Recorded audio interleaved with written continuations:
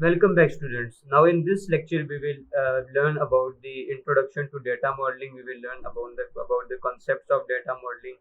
In the previous couple of videos, we understood how to install Power BI desktop. Then we learned the understood the interface for Power BI desktop. We created some of the most commonly used data sources with Power BI, which included the Excel CSV file, the MySQL local database, and apart from this, we learned how to connect the Google Sheets with Power BI.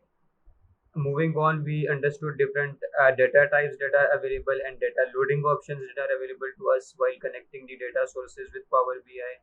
We understood the Power Query Editor. We have performed some data transformation on our data, which included filtering, sorting, removing duplicates, adding new columns, replacing values, and so on. Now, in this lecture, we will understand what actually a data modeling is. So, moving towards the definition of data modeling, we can see that data modeling is the process of designing and creating a model of data from real-world business system or phenomena.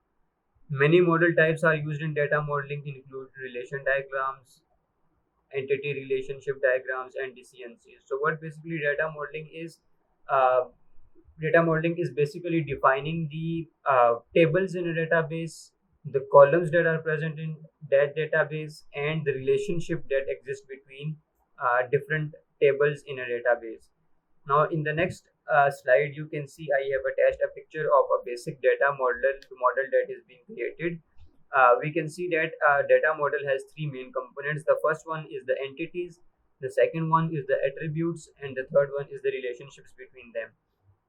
Now, what are entities? Entities are basically the table names. So, in this picture, if we see patient is an entity, procedure is an entity, bills is an entity, addresses is an entity, and procedure codes is an entity.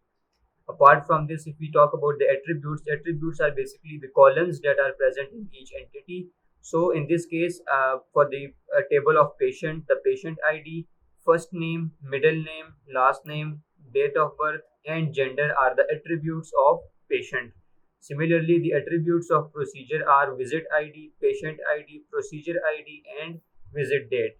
Similarly, the attributes for bills are visit ID, procedure ID, description, and price. So these are what attributes are. Moving towards the relationship, so you can see that the patient and the procedure column, or we can say that the patient and the procedure table is connected in this case. Now the common column, here comes the concept of primary key and foreign key. Now the common column between both the entities, or we can say that both between both tables, is the patient ID. Hence, the procedure and patient entities are connected via a common column of patient ID.